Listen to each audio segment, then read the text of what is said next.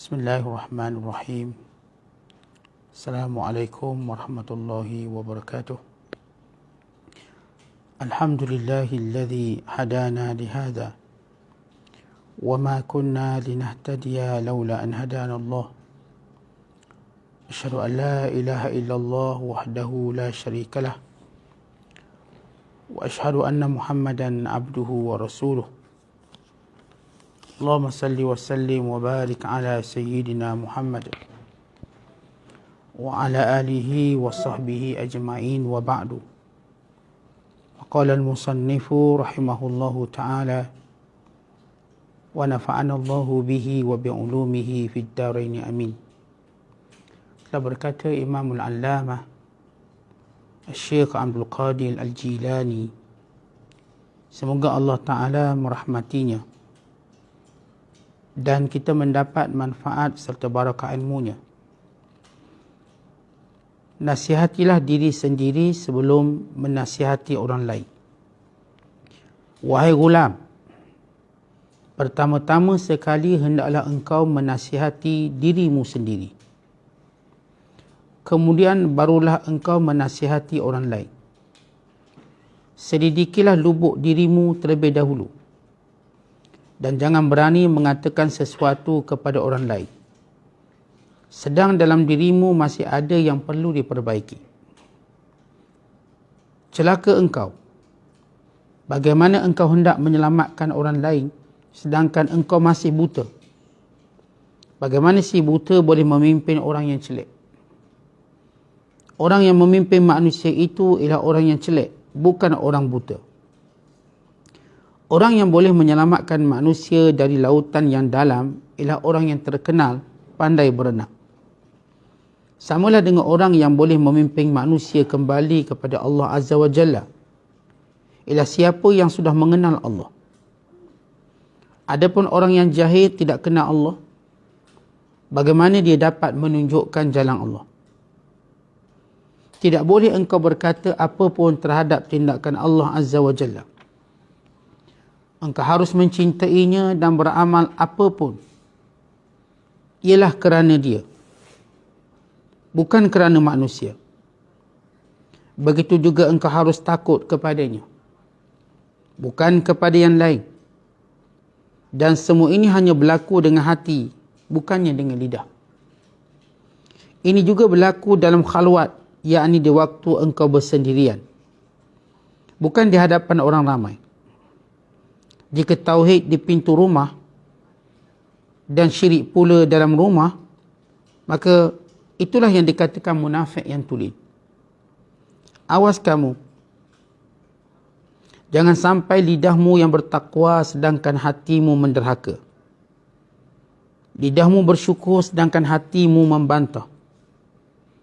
Cuba lihat apa kata Allah dalam hadis kursi ini. Hai anak Adam, kebaikanku turun kepadamu, padahal kejahatanmu naik kepadaku.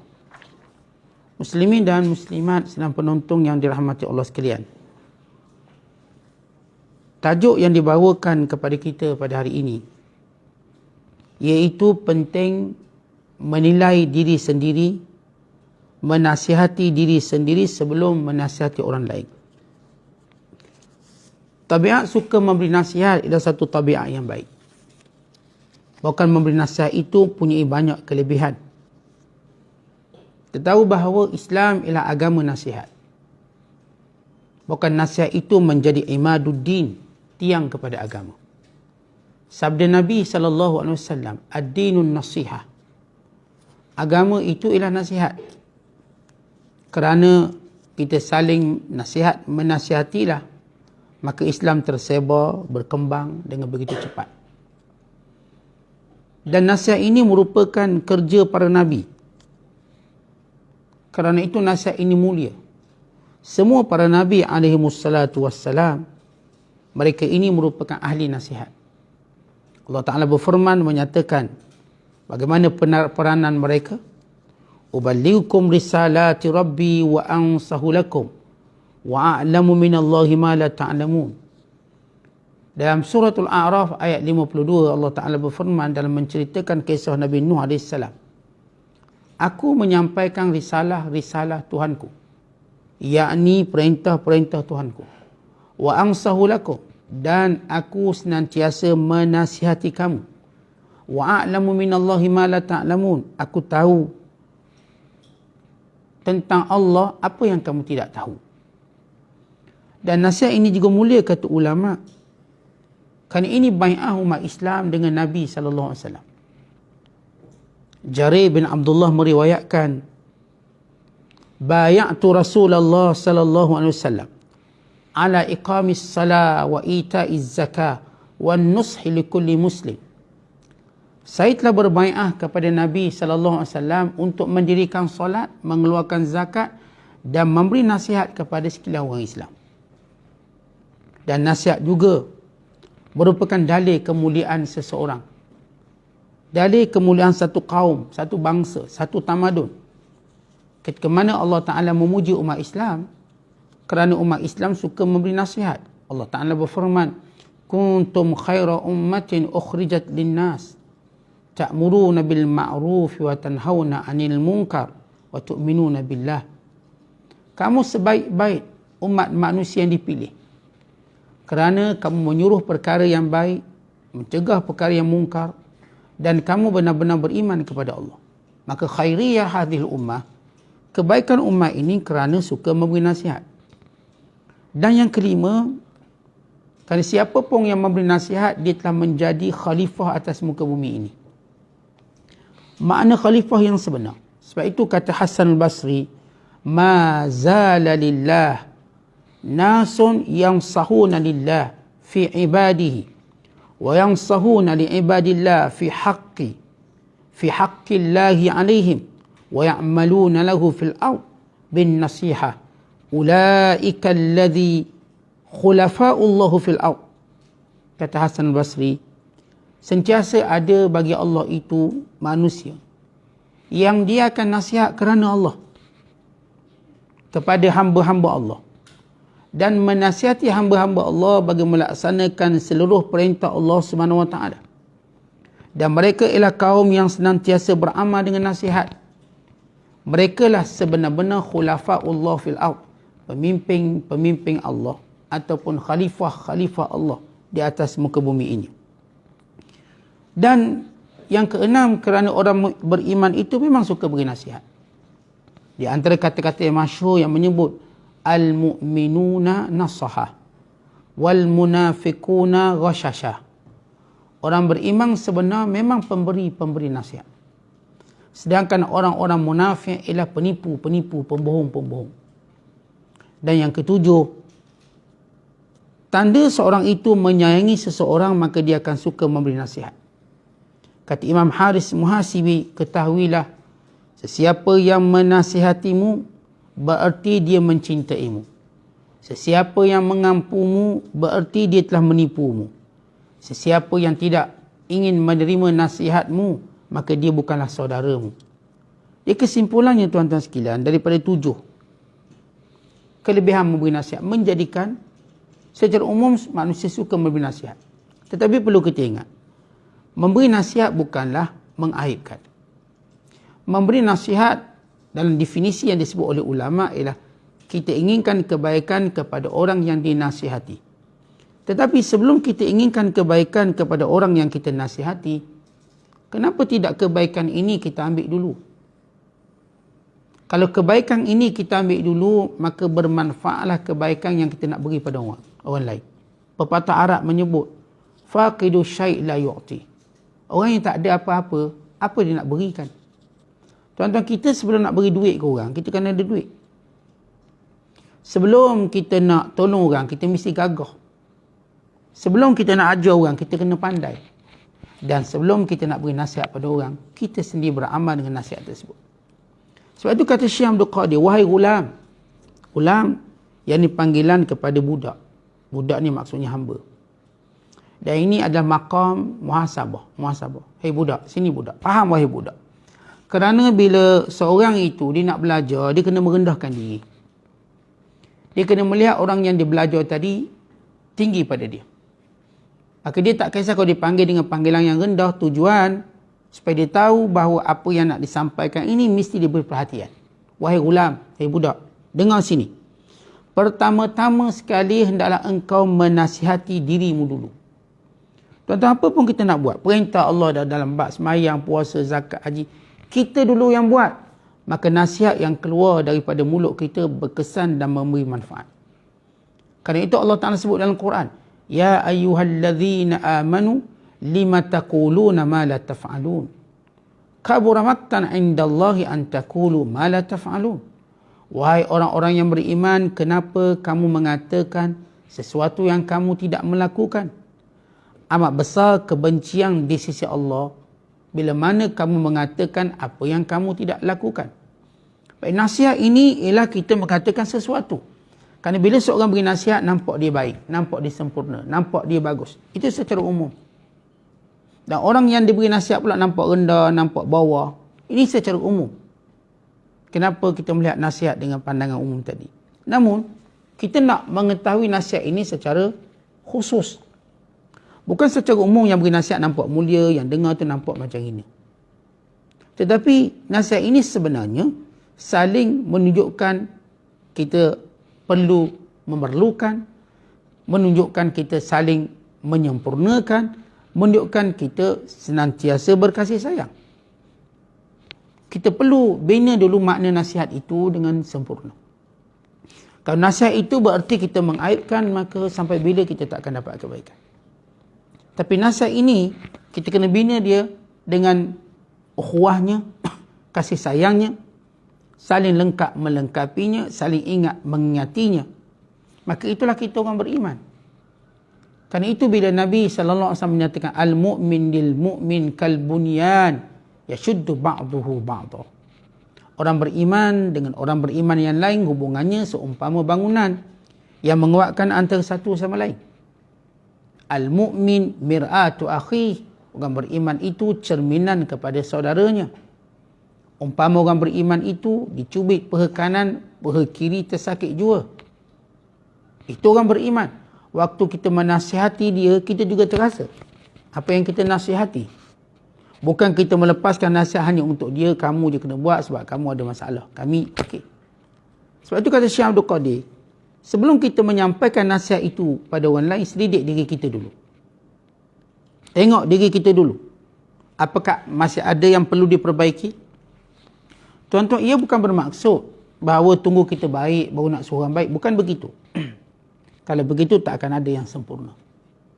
Tetapi maknanya, sebagaimana kesungguhan kita untuk memperbaiki orang lain, menegur orang lain, kesungguhan itu juga yang perlu ada dalam memperbaiki diri kita. Kerana itu kita lihat, siapa pun yang kononnya untuk memperbaiki orang lain pada perkara yang dia sendiri tak baiki, akhirnya Allah jadikan kekurangan orang lain itu berpindah kepada dia. Kerana itu kata Nabi SAW, La tudhhirish syamatata li akhik. Jangan kamu menzahirkan keseronokan kamu dengan musibah yang menimpa saudaramu.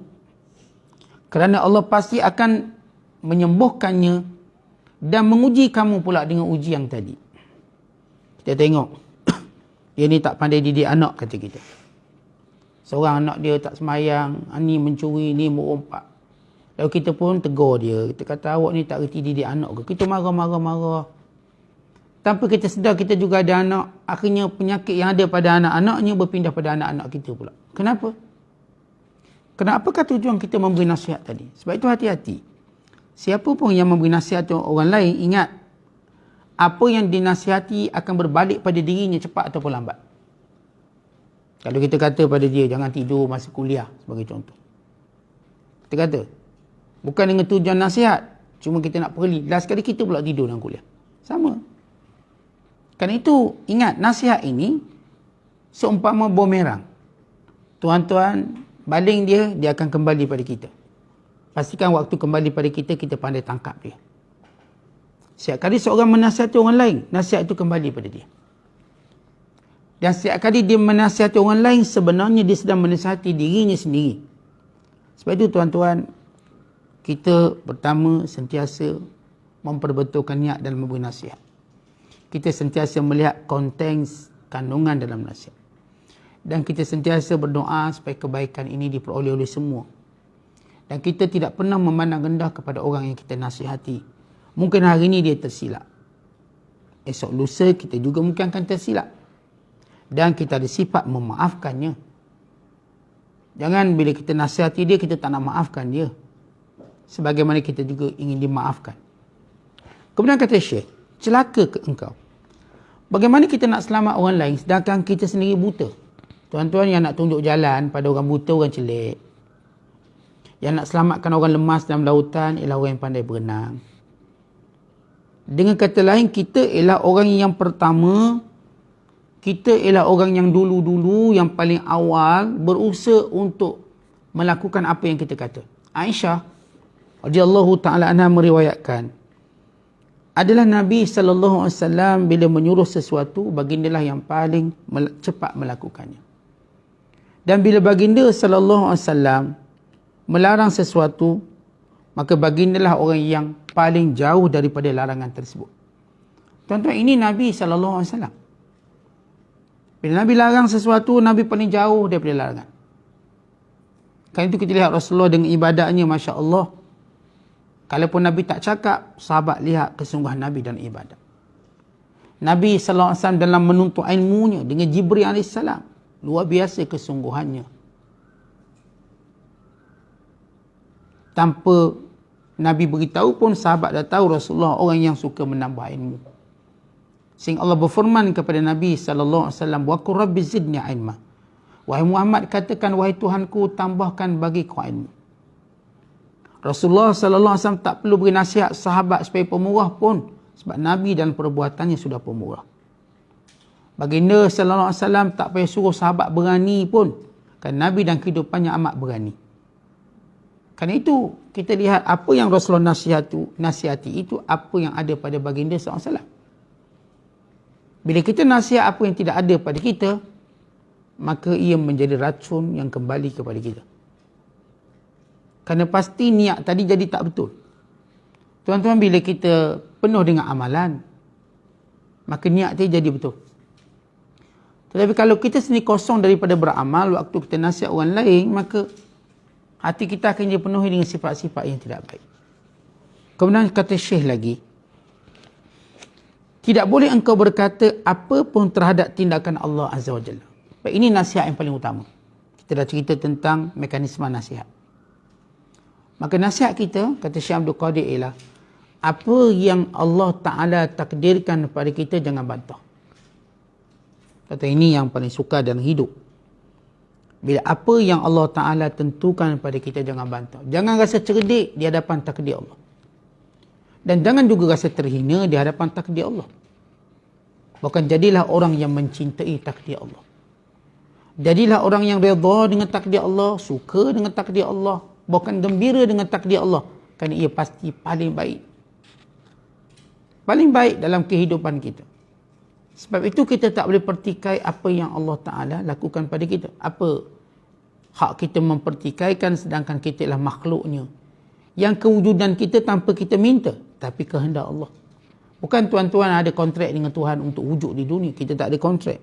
Allah menginginkan kita ada, maka kita ada. Kalau Allah menginginkan kita tak ada, maka kita tak ada. Maka terserah pada Allah mentakdirkan kepada kita. Kita mengikut jalan syariat. Kalau apa-apa yang berlaku, kita redha. Apa-apa yang berlaku, kita suka. Bahkan kita gembira dengan takdir Allah kerana kita yakin di sebalik takdir Allah itu ada kebaikan-kebaikan yang tidak pernah putus. Kata Syekh lagi, jangan engkau mendakwa mencintai Allah. Kamu mesti, kata Syekh, kamu mesti berusaha, beramal atau mesti mencintai Allah dan beramal kerana Allah, bukan kerana manusia. Baik, tuan-tuan, untuk menjadikan kita kuat menerima takdir Allah, seharusnya bermula daripada semua amalan kita kerana Allah. Kalau amalan kita bukan kerana Allah, maka agak sukar untuk kita menerima takdir Allah. Sebab dalam hidup kita dah kiblatkan pada manusia. Bila Allah takdir sesuatu yang kita nampak macam hina dan orang pandang kita, lalu kita lemah untuk menerimanya. Orang pandang kita keluarga cerdik, tiba-tiba anak kita tak cerdik. Oh, berat nak terima. Orang pandang kita keluarga mulia, tiba-tiba dalam keluarga kita ada orang mencuri. Ada yang jadi pencuri. Orang pandang kita ni orang yang beragama, tiba-tiba dalam anak-anak kita ada yang fasik. Kita down jatuh. Malu Ustaz nak letak muka kat mana? Kerana itu bermula amalan cinta kerana Allah. Buat satu amalan kerana Allah. Tuan-tuan sekalian, di kalangan para Nabi, keluarga terdekat mereka kufur. Nabi Nuh AS, Nabi Lut AS. Bahkan Nabi kita Muhammad sallallahu alaihi wasallam pun sama mendapat ujian kalangan keluarga-keluarga yang terdekat, tapi Nabi redha. Kerana amalan mereka kerana Allah. Sebab itu untuk jadikan tubuh ini, hati ini kuat menerima takdir Allah, pastikan amalan-amalan kita kerana Allah. Tanda, tuan-tuan, ini tanda. Tanda kita berat menerima takdir Allah kerana amalan kita bukan kerana Allah. Cek diri kita masing-masing. Kita muhasabah. Bila ada takdir-takdir Allah ni sukar bagi kita terima, berat hati kita, lalu kita tanya, apakah kamu beramal kerana Allah? Apakah kamu cinta Allah Ta'ala? Maka Tuhan yang kamu cintai tidak akan menganiaya kamu. Wa mallahu yuridu zulman lil alamin. Allah tidak pernah menginginkan kezaliman kepada kita. Kita jangan say, Allah kenapa aku jadi macam ni, orang lain tak jadi pun macam tu. Seperti kita dizalimi. Tidak, Allah tak pernah zalim kita. Tetapi ia bermula bila amalan kita kerana Allah. Bila cinta kita hanya kerana Allah, maka dengan mudah kita akan terima segala takdir Allah Subhanahu Wa Taala. Kemudian kata Syekh, menerima takdir Allah itu dengan hati, bukan dengan lidah. Maksudnya tuan-tuan, dengan lidah boleh aja. Saya terima takdir Allah ni Ustaz, tapi hati Masya Allah, kenapa jadi macam gini?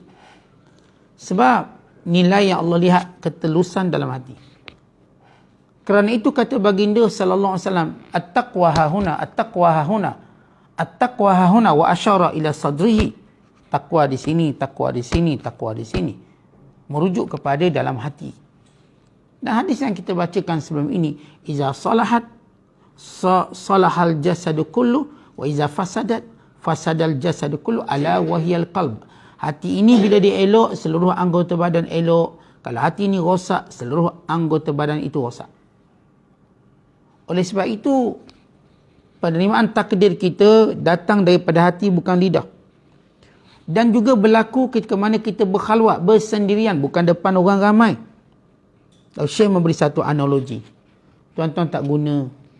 Kalau iman cuma berada di luar pintu, sedangkan dalam rumah ada syirik, maka ini munafik. Di luar pintu, iman ada cantik. Dalam rumah, semuanya rosak. Artinya zahir kita, tuan-tuan, zahir kita nampak macam comel, lawa. Tapi hati kita rosak. Ikhlas tak ada, cinta Allah tak ada, menerima takdir Allah tak ada. Hatinya seperti kosong. Hakikat hati itu rosak. Maka bagaimana mungkin untuk kita menerima takdir Allah? Kemudian kata Syekh lagi, awas kamu jangan sekadar lidah nampak takwa, sedangkan hati menderhaka. Lidahnya nampak Masya Allah bersulam dengan Quran, bersulam dengan hadis. Lidahnya Masya Allah nampak seperti wali, tetapi hati-hatinya tidak sebagaimana lidahnya. Lidah bertakwa, tapi hati derhaka. Ia kembali kepada apa yang kita bacakan sebelum ini. Jangan kamu kata apa yang kamu tak buat. Itu panggil lidah nampak takwa, hati derhaka. Sebab itu tuan-tuan, bila kita suruh, bila kita menyebut suatu kebaikan, kita orang pertama buat. Para ulama. Bila mereka menuntut ilmu. Bila mereka membaca hadis. Bila mereka mendengar kata-kata ulama. Bila mendengar kata-kata guru mereka.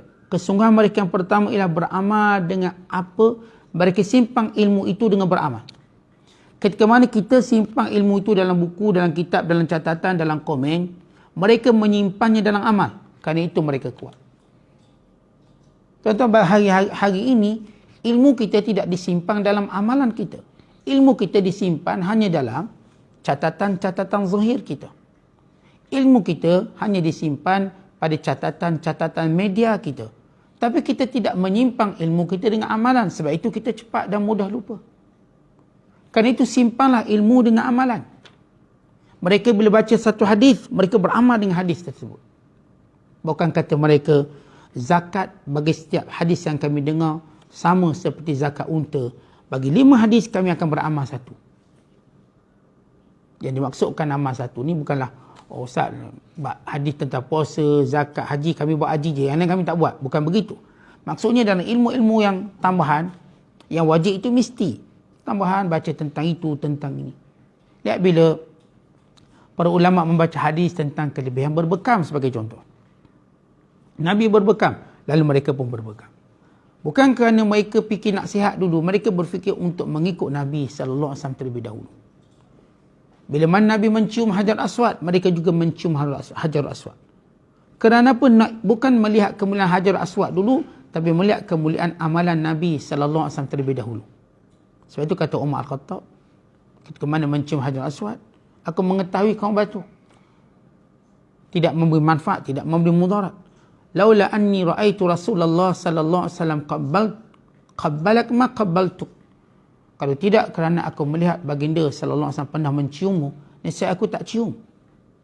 Artinya mereka melihat iqtida, mengikuti Nabi sallallahu alaihi wasallam itu lebih utama daripada segala-galanya. Ini ilmu. Sebab itu bila para ulama membaca hadis tentang itu, tentang ini, semua mereka cuba beramal. Tentang hadis berbekam tadi sebagai contoh.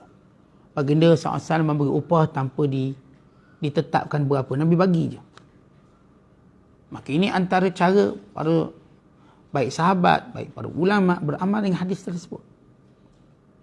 Apapun hadis yang kita baca, yang kita dengar, yang disampaikan pada kita, ataupun apapun ilmu yang kita dengar di telinga kita, berusahalah untuk menyimpannya dengan amal. Maka itulah simpanan yang paling berkat. Tapi kalau kita cuma simpan secara tulisan-tulisan semata-mata, saya katakan hari inilah kita dibaliki dengan penyakit lupa yang banyak. Kenapa lupa? Sebenarnya kita lupa beramal. Bukan lupa untuk ingat apa yang kita tulis. Lupa beramal. Kalau kita beramal, insya-Allah kita akan ingat. Kemudian Syekh memberi nasihat dengan satu hadis kudusi. Dia kata, dengar sini. Allah Ta'ala berfirman, Ya bna Adam, khairi ilaika nazilun, wa syarruka ilayya sa'idun. Wahai anak Adam, kebaikan daripadaku sentiasa aku berikan kepada kamu, tetapi kamu sentiasa melakukan kejahatan kepadaku. Tuan-tuan, kalau kita muhasabah, banyaknya kebaikan yang Allah beri pada kita. Seluruh panca indera kita, Masya Allah, berfungsi. Seluruh nikmat-nikmat kita masih terus berpanjangan. Allah Ta'ala beri kita peluang untuk hidup. Allah Ta'ala beri peluang, Allah Ta'ala beri pada orang yang sayang pada kita, kita sayang pada dia. Nikmat Allah setiap hari turun. Nikmat pada anak-anak kita, Masya Allah, anak-anak kita pun sihat. Tak nampak pun dia sakit atau sebagainya. Kalau sakit sekalipun, masih Allah berikan kesabaran, Allah berikan dia kekuatan. Semua nikmat-nikmat ini sentiasa turun setiap hari. Tetapi apa yang kita naikkan kepada Allah? Daripada bicara kita, perbuatan kita, daripada khawatir kita, yang daripada ingatan-ingatan, lintasan hati kita, kebanyakan bersifat buruk kepada Allah. Wasangka buruk kepada Allah, tidak bersyukur dengan nikmat Allah, tidak beramal dengan apa yang Allah Ta'ala perintahkan, mensia-siakan waktu yang Allah Ta'ala beritahu keutamaan. Maka ruginya kita dengan sifat dan perangai kita macam ini. Mudah-mudahan Allah Ta'ala selamatkan kita daripada kejahatan diri kita sendiri. Mudah-mudahan sebagaimana turunnya kebaikan Allah pada kita, demikian kebaikan, ketaatan kita naik kepada Allah Subhanahu Wa Ta'ala. Maka inilah yang akan menyempurnakan hubungan kita dengan Allah Subhanahu Wa Ta'ala, nikmat yang turun dengan amalan yang taat yang sentiasa naik ke atas. Wallahu a'la wa a'lam bissawab. Assalamualaikum warahmatullahi wabarakatuh.